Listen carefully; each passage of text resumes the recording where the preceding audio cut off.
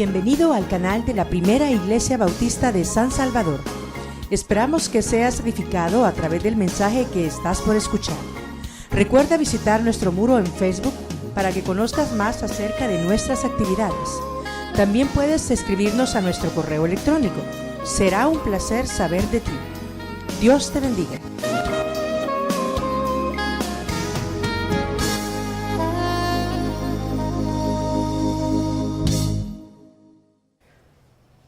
El mensaje a Esmirna. Y escribe el ángel de la iglesia en Esmirna, el primero y el postrero, el que estuvo muerto y vivió, dice esto: Yo conozco tus obras y tu tribulación y tu pobreza, pero tú eres rico, y la blasfemia de los que dicen ser judíos y no lo son, sino sinagogas de Satanás. No temas en nada lo que vas a padecer. He aquí, el diablo echará a algunos de vosotros y tendréis tribulación por 10 días. Sé fiel hasta la muerte, y yo te daré la corona de la vida. El que tiene oído oiga, el Espíritu dice a las iglesias: el que venciere no sufrirá daño de la segunda muerte. Es tercer domingo de Adviento. Este año, el cuarto domingo de Adviento coincidió con la Navidad. Y los temas con los cuales reflexionamos son temas del regreso del Señor. Ahora bien, yo decidí tomar el libro de Apocalipsis porque generalmente es el libro que la gente usa para hablar del futuro, como si fuera un almanaque que nos dice qué va a pasar. Creo que Juan no tenía ese interés. Juan lo que hizo es trasladar en clave la revelación de Jesús para un momento difícil. Y por eso cuesta leer el Apocalipsis, porque está codificado, está en clave. Entonces es uno de los libros que hay que estudiar más para desentrañar esas claves. A Dios gracias, no estoy hablando de todo el libro. Estoy, como voy a hacerlo hoy, predicar sobre la carta, una de las 7 cartas, la segunda carta al Apocalipsis, que es una carta que Jesús le pide a Juan que la escriba y la mande a través del pastor de la iglesia. Ahí le llaman ángel. Nunca me han llamado ángel a mí, pero puesto que me pusieron pastor, pues de alguna manera soy el ángel. Usted sabe que queruso, la palabra que se traduce por ángel, significa proclamar. Entonces, en tanto que uno proclama la palabra, es un ángel. Aunque no se me vean ni las alitas. Bien. Entonces, esta segunda carta se dirige a cristianos que viven en la ciudad de Esmirna. Esmirna hoy es la tercera ciudad de Turquía, un país que ha tenido historia por más de 5.000 años.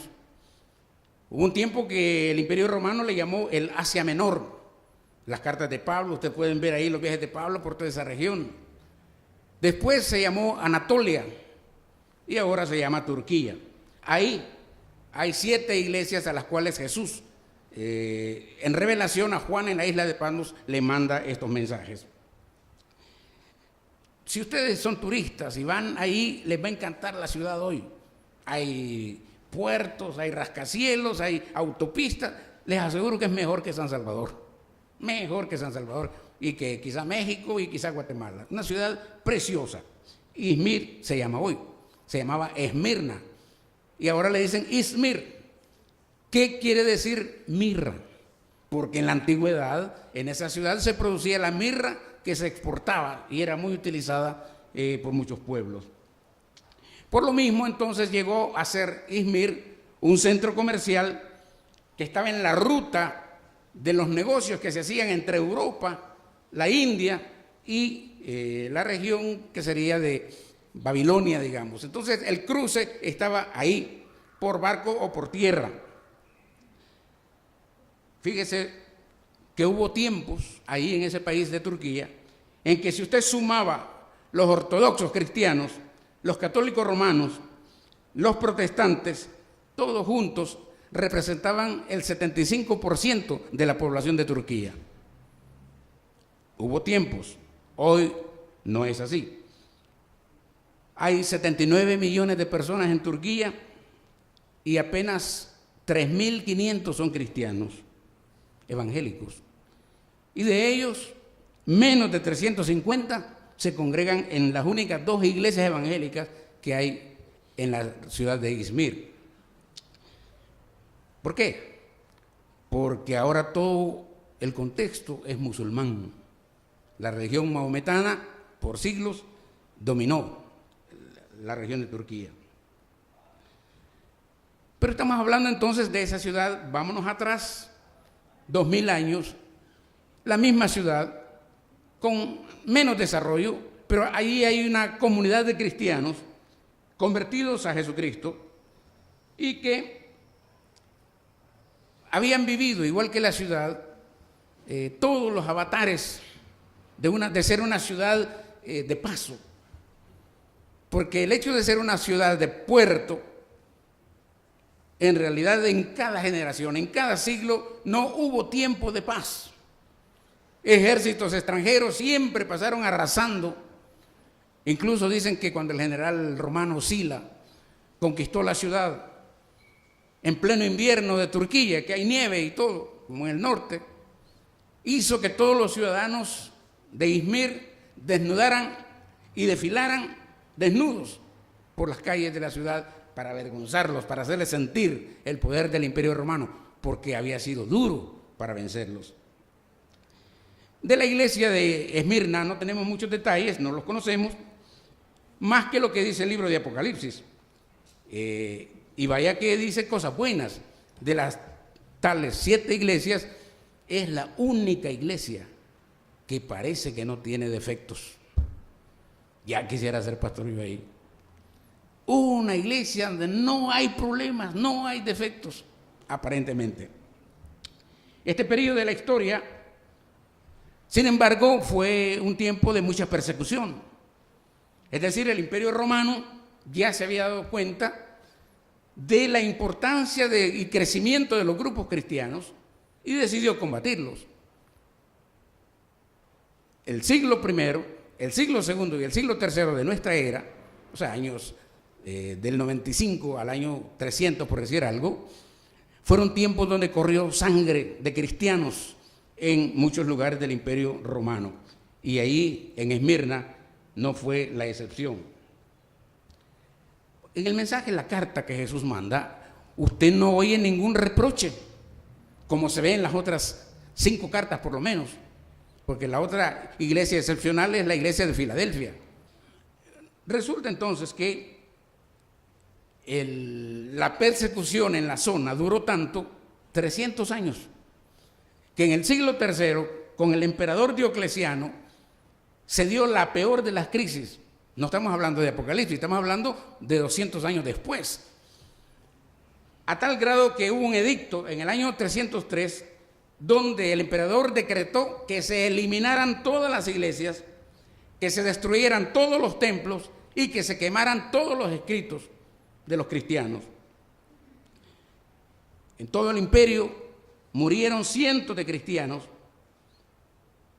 El anfiteatro romano, que todavía se puede ver en ruinas en la zona, sirvió de espectáculo a toda la gente, ver a los cristianos morir en las fauces de leones hambrientos. En otros casos ponían perros a que aguantaran hambre y después soltaban los perros para que se comieran a los cristianos, despedazados hasta morir. Otros creyentes, mujeres y hombres y a veces niños también, eran cubiertos con brea y luego les prendían fuego para usarlos como antorcha de reuniones. Entonces, los cadáveres, los cuerpos usados de antorcha para iluminar las bacanales de los romanos. Otros fueron echados en aceite hirviendo y así perdieron la vida también. Y otros fueron quemados en hogueras. La historia recuerda un caso. Don Roger, me acuerdo que en sus predicaciones mencionaba a Policarpo de Esmirna. Este fue un obispo en el siglo III de la iglesia cristiana ahí en Esmirna, y él fue martirizado por su testimonio fiel a Jesucristo. O sea, que esto que Apocalipsis escribe en el año 95 después de Cristo, 200 años después, se está cumpliendo a cabalidad todo lo que se escribe de la persecución de los creyentes. En esta carta en particular es la más cortita de todas, y mi sermón debiera ser cortito también, pero como yo me gusta a veces escarbar donde no se escarba y a veces rascar donde no pica, me encuentro con cosas que a mí mismo me golpean, me sorprenden. Por ejemplo, el saludo de Cristo aquí: yo soy el primero y el último, el que vivo, he muerto y volví a vivir. Con ese saludo, en vez de decir buenos días o buenas tardes, Jesús dice: yo soy el primero y el último, el que vivo, he muerto y he vuelto a vivir. De entrada, la mente debe ser sacudida, porque el mensaje directo a la iglesia es: Jesucristo es eterno, es el que no tiene tiempo, es principio y es fin. Sobre todo a una comunidad de gente materializada, que ha perdido el sentido de las cosas espirituales. Y por el otro lado, cuando agrega el que he muerto y volví a vivir, es un mensaje de ánimo a comunidades que están viendo morir a sus parientes simplemente por ser fieles a Jesús. Esta imagen de Jesús animando a la congregación está respaldando a una comunidad que está sufriendo amenazas de muerte, aparte de la confusión teológica de predicadores, probablemente aquellos de que Pablo dijo alguna vez: son lobos vestidos de ovejas, se introducirán en el rebaño y harán torcer a otros. O a veces eran filosofías, muchas veces promoviendo la disolución sexual, es decir, toda clase de prácticas sexuales, desde orgías hasta relaciones de cualquier tipo. Todas eran herejías acogidas por la población, y que a veces estos entraban a las iglesias y causaban distorsión, confusión. Bien, leyendo el texto, además, Cristo, cuando dice el que vivo, he muerto y he vuelto a vivir, le está hablando a personas que saben lo que es la muerte, que han experimentado en carne propia, en familia propia, ver morir, por ser fieles a Cristo, a sus parientes. Gente que comparte la misma fe y que son desafiados a mantenerse firmes en la fe, con la convicción de que aún si mueren, volverán a vivir. Aquí es donde le digo que encuentran unos tesoros. Por ejemplo, todos sabemos de memoria el texto que él: sé fiel hasta la muerte y yo te daré la corona de la vida eterna. Entonces uno piensa que es de mantenerse yendo a la iglesia fielmente, bautizarse, ser cristiano, dar sus diezmos, no fallar. Y ahí va uno de niño, de joven, de casado, de abuelo, y se muere.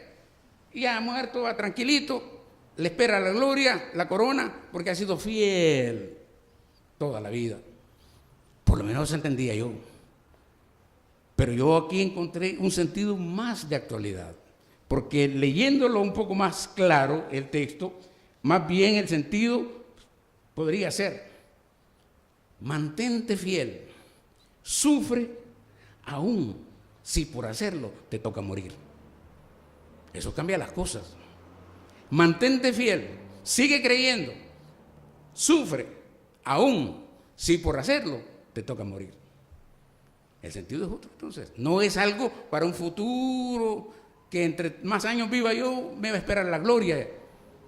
Se trata del testimonio viviente del momento en el cual pudiera yo perder la vida por ser fiel al Señor. En ese sentido, la corona está dispuesta para mí. Claro, no estoy diciendo que los que ya peinamos canas o años, ¿verdad?, no vamos a recibir la corona si somos fieles y hemos sido fieles. No estoy diciendo eso. Lo que quiero es sacar el sentido viviente de la palabra, que está diciendo: sufre, cree, aún si por hacer eso te toca perder la vida. Entonces sí tiene sentido que Jesús diga: porque yo he muerto y volví a vivir, ustedes morirán y si mueren, volverán a vivir.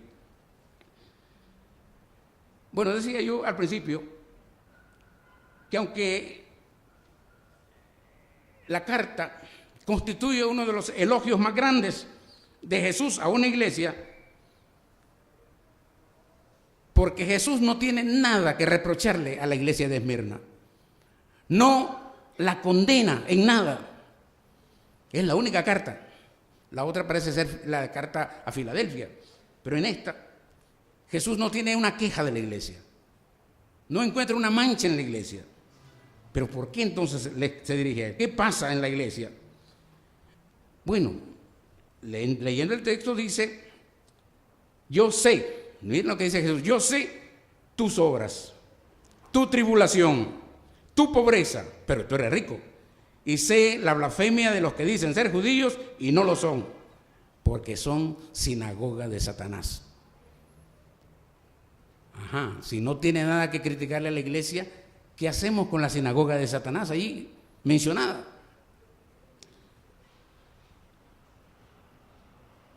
En primer lugar, lo que destaca el texto es lo que dice el Señor: yo conozco tus obras. Pensando en el fin del año, lo que estamos terminando todos, donde quiera que trabajen o sirvan, y el nuevo año que comienza, es tiempo de evaluaciones, tiempo de hacer revisiones, quizás de cambiar rumbos, cambiar maquinarias, cambiar modos de trabajar, es decir, cambios. Esta temporada es buena para cambios. Claro, los cambios, el problema que tienen es que desestabilizan, mueven el piso. Y uno, cuando ya se ha acomodado, no, por ejemplo, no hay peor cosa que estarse cambiando de casa cada año, ¿verdad? Pero hay gente que así vive. Esa gente es la más desestabilizada, porque no echa raíces. Las causas pueden ser muchas, pero no voy a hablar de eso. Lo que me interesa es lo que dice la carta. Yo conozco tus obras.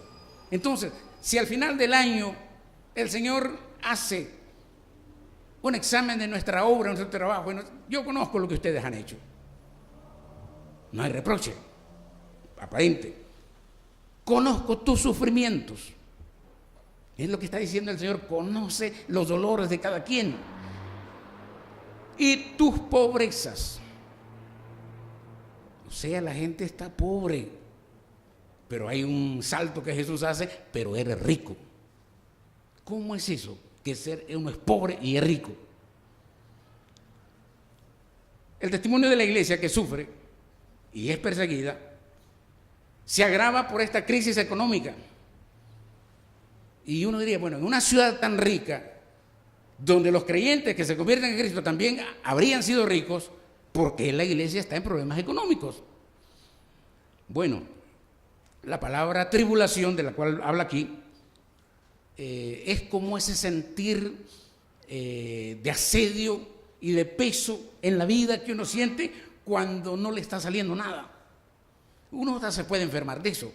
Cuando usted toma demasiado en serio las cosas en su vida y una de estas cosas le afecta, lo pone en la cama, indudablemente. Es la situación de la iglesia, que además de la persecución física, las amenazas de muerte, la pérdida de hermanos, sin embargo también sufre una severa persecución financiera.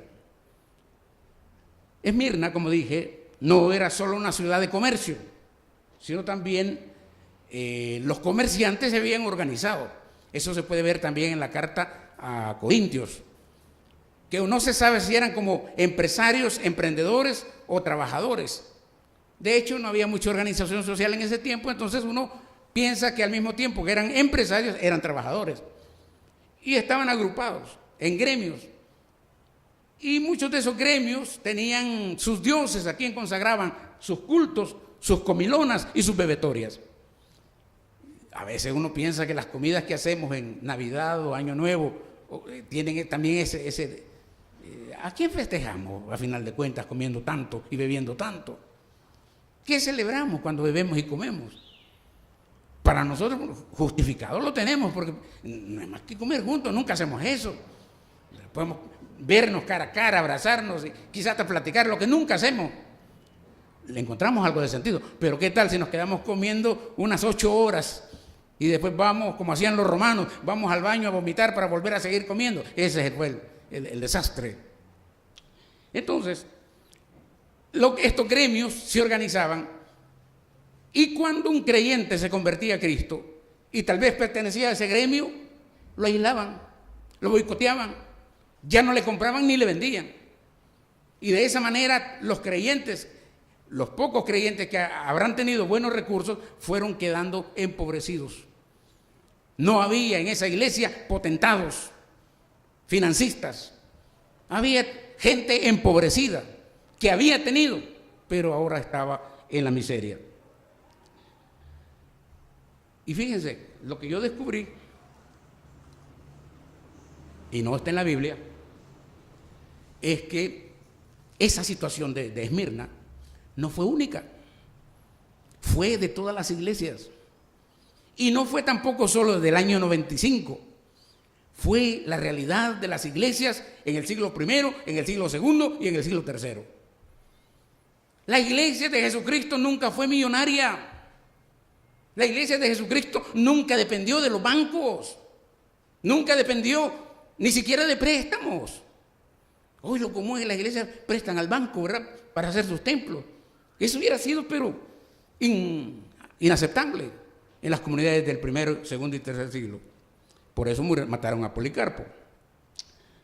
Entonces, de esa manera los creyentes han quedado sin plata, y de repente la iglesia, que tenía más o menos estabilidad, se va quedando sin entradas de dinero. La pobreza entonces no era casualidad, no era maldición de Dios, era las artimañas armadas por estos gremios para aislar a los creyentes. Era un poco como funcionan los bancos. Los bancos nunca le están haciendo a usted un favor. Los bancos tienen su negocio y viven a costa suya. A cuanto más tarjetas de crédito tenga usted o más créditos tenga, mejor para los bancos. Págueles puntual y los va a tener sonriendo. Ayer se quejaba una hermana que en el trato que le dieron en un banco, y hablábamos de cómo han decaído los bancos, ¿verdad? Antes trabajar en un banco para una señorita secretaria era una cosa elegantísima. Yo trabajé aquí por la Cuarta Avenida frente al Banco de Comercio. Yo estaba chavalito, ¿verdad? No más de 11 años quizás. Y cuando veía aquellas mujeres elegantes, se me iban los ojos, ¿verdad? Viendo, era un desfile de señoritas, pero preciosas y hermosas, entrando al banco, ¿verdad? Eso ya no existe. Me decía esta señora, ¿verdad? Fíjense que la gerente es una señora bien, bueno, no les digo, ¿verdad? Pero perdieron el caché, sacaron lo que era, es decir, sacaron para qué existen, para qué son. Pues bien, así funcionaban estos gremios en el siglo I, II y III. Entonces, mi descubrimiento es que las iglesias del primer siglo, segundo siglo y tercer siglo estuvieron marcadas por la pobreza. Pobreza de pobrezas. No debe uno dejar de preguntarse, y si las iglesias fueron pobres durante 300 años, ¿por qué sobrevivieron? ¿Cómo sobrevivieron? ¿Por qué estamos aquí? Bueno, la razón por la que estamos aquí no es muy buena, pero la vamos a dejar por otro día.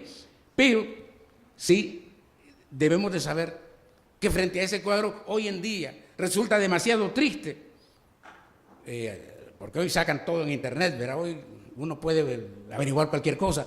El otro día sacaron el top 10 de los pastores más ricos del mundo. ¡Qué vergüenza! Había 2 pastores bautistas, otro, no sé, de esas iglesias nuevas que surgen. Pero lo que más me sorprendió es pastores de iglesias en Nigeria, en África, viviendo como millonarios, viajando en jet. Dicen que el señor que es pastor de la iglesia Povo de Deus, que la tenemos los vecinos, están a la otra calle, tiene una mansión donde las llaves del lavabo, de los grifos, todos son de oro. ¡Qué vergüenza! ¿Es eso evangelio? ¿Es eso a lo que le apuesta la iglesia evangélica? ¿Es eso ser cristiano? ¿Es eso lo que queremos? Algunos que lo han logrado porque estoy diciendo que los hay, comprueban que llegar a tener, también le cae la maldición de poseer bienes materiales que no conducen a ningún desarrollo espiritual de nada. Cuando menos piensan aquellos que acumulan, las iglesias que, bueno, he conocido tantas historias que sería largo mencionarlo, pero muchas iglesias que acumulan y tienen buenos tesoros, siempre hay un estafador que se sirve y acaban peleados. Por eso quizás Jesús, digo yo, ¿verdad? Que la tradición dice que usaba una túnica que no tenía ni bolsas, y no tenía bolsas porque era de un solo hilo, inconsútil. No dependía del dinero. ¿Cómo me encantaría a mí no depender del dinero? No depender del dinero. Sería feliz. Imagínense un mundo sin dinero. Ni se lo imagina. Porque el dinero para muchos es la sobrevivencia. Bueno, lo que estoy diciendo es que cuando eso se convierte en la iglesia, en su tabla de salvación, en su bordo de apoyo, andamos mal. Porque la iglesia en los 3 siglos no sobrevivió por la plata, ni por el oro. Oro ni plata tenemos, más lo que tenemos te damos. En el nombre de Cristo, levántate y anda. Es decir, las iglesias sobrevivieron por la fe de los creyentes, por las oraciones de los creyentes, por el compromiso de los creyentes, por ser personas que estaban dispuestas a morir en cualquier momento por mantenerse firmes ante el Señor. Si mantenerme firme ante el Señor significa la muerte ya, estoy listo. Por eso leemos mal ese texto. Sé fiel hasta la muerte. Y como todos miramos, sí, mi muerte está lejos, ¿verdad? Entonces voy a ser fiel de aquí hasta allá. No se trata de esa lectura. Bueno, tampoco quiero ensalzar yo la pobreza, ¿verdad? No es mérito, ni es virtud ser pobre. Porque ya hasta la saciedad sabemos que la pobreza siempre tiene origen. Yo se lo dije desde del 3er siglo, uno de los santos, San Agustín, dijo que ahí donde hay un capital amasado, o hay un ladrón o un hijo de ladrón. Y si no es hijo de ladrón, nieto de ladrón. Porque Dios no creó el mundo con esas diferencias. Por eso, para los pobres y para los ricos, el desafío del Evangelio de Cristo es el mismo. Porque a lo que los desafía, a pobres y a ricos, es a ser pobres en el espíritu. Como dice la bienaventuranza, bienaventurados los pobres en espíritu, porque esa es la única manera de ganar la riqueza que se llama reino de Dios. Los que conocemos el problema del empobrecimiento económico, sabemos que muchas veces la riqueza que tenemos es la única garganta o posibilidad que tenemos de decirle a Dios, gracias por no abandonarme. La riqueza de los pobres es su clamor, que según el salmista siempre es escuchado por Dios. Si algo prefiere Dios es escuchar el clamor de los pobres, los huérfanos y las viudas.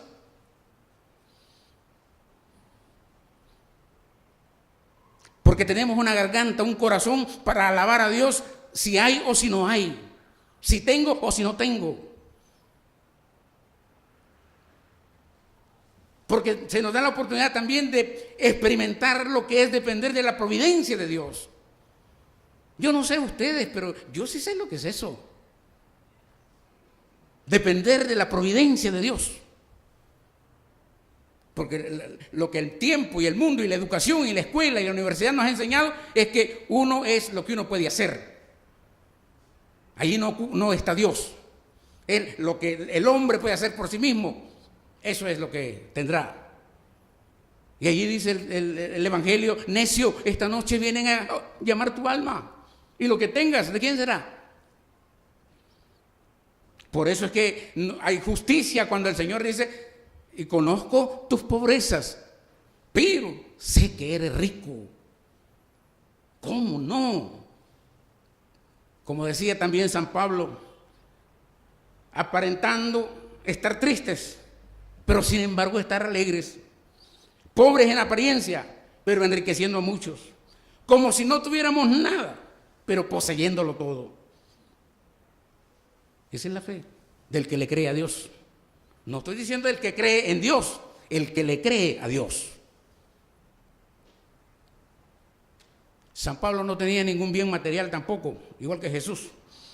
pero estaba en condiciones de impartir riqueza cada vez que podía. Y muchas veces a la gente le decía, yo lo tengo todo porque no tengo nada. El no tener nada para mí es tenerlo todo. Y como que recuerde la filosofía de aquel Diógenes de siglos atrás. Así que, hermanos y hermanas, cuanto más cerca estemos de Jesucristo, más ricos seremos en la vida. Cuanto más lejos estemos de Él, no importa cuál sea el saldo de su cuenta bancaria, o de la almohada que tiene atiborrada de billetes, o de la olla que tiene escondida con monedas, no importa. No tiene nada. Los seres humanos nos hemos acostumbrado a medirnos por la riqueza que tenemos, con el criterio del valor de los bienes raíces que tenemos, los bienes bancarios o los bienes materiales. Así nos medimos. Pero el criterio de Dios es diferente. Para Dios, el pobre en espíritu es la persona selecta.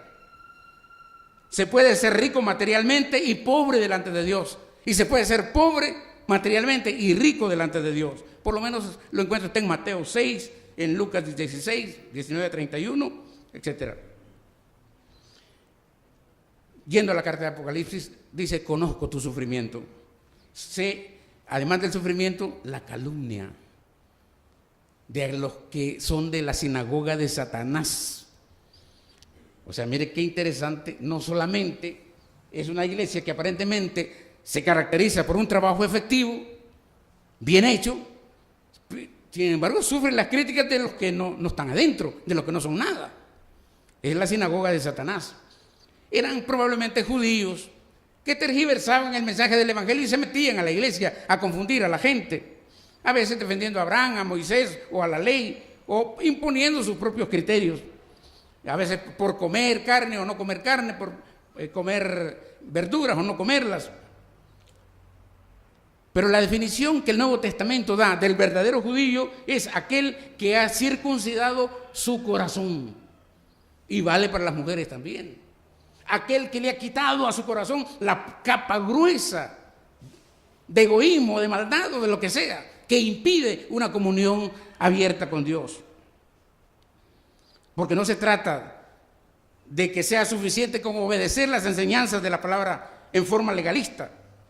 Lo que Dios desea de nosotros es que nos sometamos de corazón, no que cumplamos reglas que nosotros mismos inventamos. Yo soy enemigo a veces hasta de los reglamentos, en el sentido de cuando se convierten en azote para poner en disciplina a otros. Esa ya no es libertad del evangelio.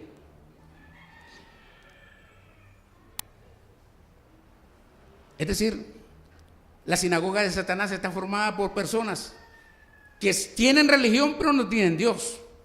Leen sus libros pero no los aplican en su vida. Y de esa manera van provocando daños a otras personas con sus actitudes y sus posturas, que detrás lo único que buscan es sus intereses particulares, el alimento de su propio egolatrismo. O sea que cuando Jesús habló de la sinagoga de Satanás, lo que está diciendo es que Satanás tiene su propia fe religiosa y tiene adeptos. Cualquier iglesia que predique otro evangelio que no sea el de Jesucristo y que invente cosas particulares es una sinagoga de Satanás. No importa que lleve el nombre más esplendoroso que lleve. Muchas de las iglesias cristianas, llamadas hoy cristianas, son como estos judíos de Esmirna. No son más que cristianos de etiqueta y de membrete, pero en esencia son sinagoga de Satanás. Porque no contribuyen a la edificación espiritual del cuerpo de Cristo, sino que tienen sus intereses particulares. Yo siempre he dicho también en mis propias cavilaciones, ¿verdad? Si alguien piensa que en una iglesia puede ir a hacer algo por su propio ego, está perdido. Porque es lo contrario. Sí, lo que enseñamos es a vencer el ego, a derrotar el ego para levantar a Cristo, para que nuestro ego sea machacado por la persona del Espíritu Santo. Así que, hermanos, esta carta es fuerte, a pesar de que la iglesia no tiene recursos, está pobre, pero se mantiene fiel.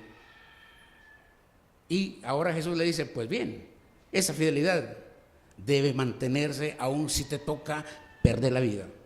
sé fiel hasta la muerte y yo te daré la corona. Si no te olvides cuál es la meta, para dónde vamos, cuál es el sentido de la iglesia. No es para establecernos aquí, es para ser parte de la gloria. Y por eso cierra el sermón, y cierro yo también cuando dice: no tengas ningún temor de las cosas que han de padecer. El diablo va a enviar a algunos de ustedes a la cárcel por 10 días y tendrán tribulación 10 días. Sé fiel hasta la muerte y yo te daré la corona. Habría que tomar más tiempo para hablar de los 10 días, ¿verdad? Y del diablo mismo. Simplemente con decir que el diablo aquí no es un personaje. El diablo aquí está tomando la forma de estos grupos que están como cáncer dentro de la iglesia, destruyéndola, además de la pobreza que llevan encima. Y eso requiere firmeza para desterrar el cáncer mismo, para hacerle frente a las tergiversaciones doctrinales que van metiendo entre la gente. Entonces, el sufrimiento de 10 días, se ha especulado mucho sobre eso. Yo lo que me he atrevido a decir es que no hay tal cosa, ¿verdad? Si acaso, creo yo, que puede referirse a 10 años del siglo III, el año 303 al año 312, cuando Diocleciano, el emperador romano, desató la más furiosa embestida contra los cristianos, donde se dice que 5 millones de cristianos perdieron la vida bajo el dominio de Diocleciano en esos años. 10 días de tribulación. ¿Qué significa eso? Creo yo que el número 10 en la Biblia siempre es simbólico. Ricamente, más de 240 veces aparece el número 10, citado en diferentes contextos. Y una de las cosas que me llama más la atención, por ejemplo, los 10 mandamientos, las 10 plagas de Egipto, el 10º día cuando se celebró la Pascua. Entonces aquí hay algo más, es puro símbolo. Quizás lo que el Señor quiere decir es que el sufrimiento está en el marco de las 10 plagas, como si fuera el juicio que Dios envió a Faraón, igual, un juicio en el cual la iglesia también está envuelta.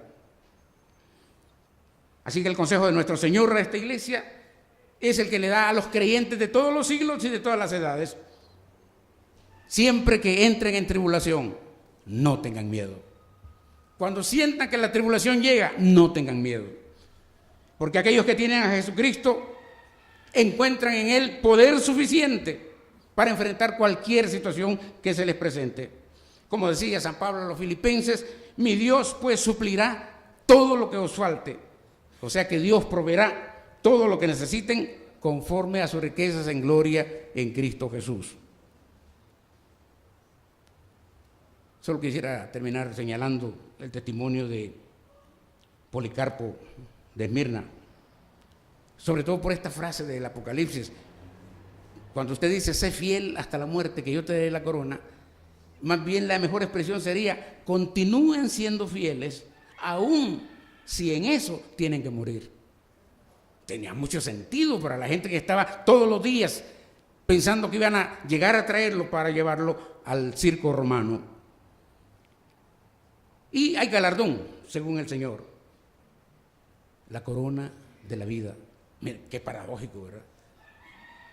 Sigan siendo fieles, aun si en eso pierden la vida, que yo les doy la corona de la vida. Mire qué interesante. Si pierden la vida, yo les doy la corona de la vida. Como quien dice, van a experimentar lo mismo que yo he experimentado. Pasarán por la muerte, pero resucitarán otra vez. 70 años después de que se escribió esta carta, el número 12 de los mártires de esa época fue Policarpo, que para esa época había servido como el principal pastor de Esmirna por 40 años. Y ya era un viejito más que yo, y fue arrestado en su casa de campo un viernes por la noche. Como estaba con su viejita ahí, le pidió que a los soldados: espérense un momento, hombre.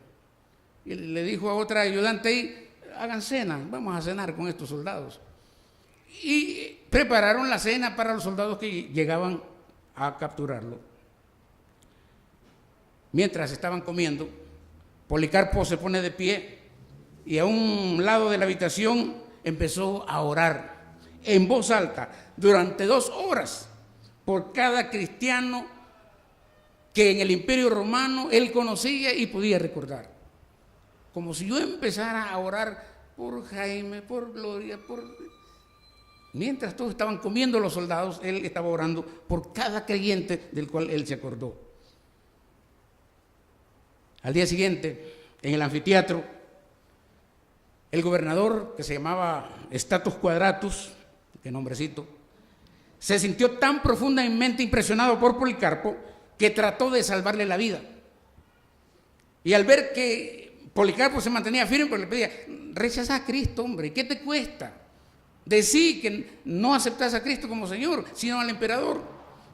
Y por más que le insistió, Policarpo estaba tan seguro, y lo que le contestó fue lo siguiente: durante 86 años yo he servido a mi Señor y Él nunca me ha fallado, nunca me ha hecho mal. ¿Cómo voy yo a maldecir a mi rey, el que me ha salvado? Y la multitud entre la que se encontraban los miembros de la sinagoga judía, a gritos, como cuando Jesús, empezaron a pedir que Policarpo fuera arrojado inmediatamente a los leones. Pero miren qué cosa, los leones habían comido muchos cristianos ese día y ya no estaban con ganas de comer más. Y por más que la turba decía: échenlo a los leones estaban bien comidos. Y entonces un heraldo tuvo que explicar, un soldado, miren, es que ya la hora ya pasó, las ejecuciones, ya los leones están cansados, pensando que podían salvar a Policarpo. Entonces, no es ni hora para los leones ni hora para hacer más ejecuciones. Y entonces la turba dijo: que lo quemen, que lo quemen, que lo quemen. Y el gobernador consintió, y sus propios enemigos eran los judíos que pedían su muerte.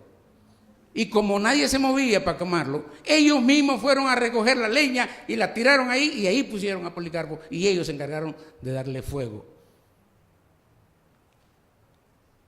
Esta es la carta de Apocalipsis, queridos hermanos. Hay en el mundo de hoy congregaciones en todas partes que luchan por sobrevivir en medio de limitaciones y estrecheces. Este país no tiene iglesias ricas entre los bautistas, ninguna iglesia rica, todas son pobres.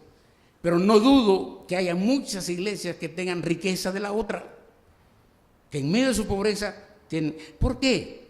Porque no dependen de sus cuentas bancarias, porque no están preocupados tanto de los rendimientos y los productos, sino que se esfuerzan por vivir el testimonio de Jesucristo, porque el amor sea real entre los hermanos, por quitarse cualquier máscara y hablar sin dobleces, sin malas intenciones, sin intenciones escondidas. Y vaya que las congregaciones de hoy tienen que enfrentarse a un paganismo que se extiende cada vez, a un agnosticismo y a un fanatismo religioso. Nos contaba el domingo pasado el hermano Luis Sandoval, que el hermano que fue miembro de aquí, un ingeniero, había ido hace más de 15 años a una iglesia en Atlanta que tenía 3,000 miembros, y decidió ir a visitarla hoy, y su tristeza fue que encontró 35 personas en aquel gran salón. Apocalipsis dice: no dejes que otro tome tu corona. La tarea está en sus manos y no depende de dinero, depende del testimonio, la fe, la entrega, el sacrificio, la actitud, la disposición, el amor, sin trampas. No sé si todos ustedes conocen al Señor Jesús. Si alguno de ustedes ha hecho un encuentro personal con Cristo, por lo menos yo les puedo decir que una vez lo hice y fue para siempre. Estaba muy joven, pero sentía que mi vida no tenía rumbo, y de hecho no iba para ningún lado. Y el Señor me encontró a los 14 años, y a los 15 me jaló para otro lado, y a los 17 me llevó a un seminario. Podría yo decir, tal vez no con el orgullo de Pablo, no fui rebelde al llamado del Señor. Y cada vez que usted va a una iglesia, cada vez que oye un predicador, es Dios que está llamando, es Dios que está invitando a entregar su vida, a cambiar el rumbo de la vida y la manera como mira la vida. Tan solo esa es ganancia. Usted puede tener $1,000 en la bolsa, no le sirven de nada, se los va a gastar. Pero si usted tiene sentido para su vida, aunque no tenga ni una peseta, está mejor usted, porque tiene el sentido de la vida, sabe para qué vive, sabe para dónde va, sabe por qué hace lo que hace. La gran tragedia de los graduados universitarios hoy en día es que gradúan y no saben ni qué van a hacer, porque la deficiencia a veces sobre temas de la vida, sobre temas cruciales, no se los están dando. Y las iglesias tampoco están llenando ese vacío. Y esa es nuestra preocupación. Si usted quiere aceptar al Señor, hoy es un día aceptable. Yo le reto, le desafío. Venga al Señor, encuéntrese hoy con el Señor. Puede ser que esta Navidad sea memorable. Habiendo entregado su vida. ¿Alguna vez hizo una decisión por Cristo? ¿O ha querido hacerla y no la ha hecho? Gracias, Señor, porque no has apagado la vela de nuestra iglesia. Porque aunque somos pobres, somos ricos. Porque no hay entre nosotros sirvientes de Satanás. Los hemos desterrado. Pero danos la sensibilidad para no ser nosotros mismos instrumentos al servicio del mal, del pecado. Concédenos, oh Dios, encontrarte hoy, mañana, antes de que sea demasiado tarde para nuestra propia vida. En Cristo Jesús. Amén.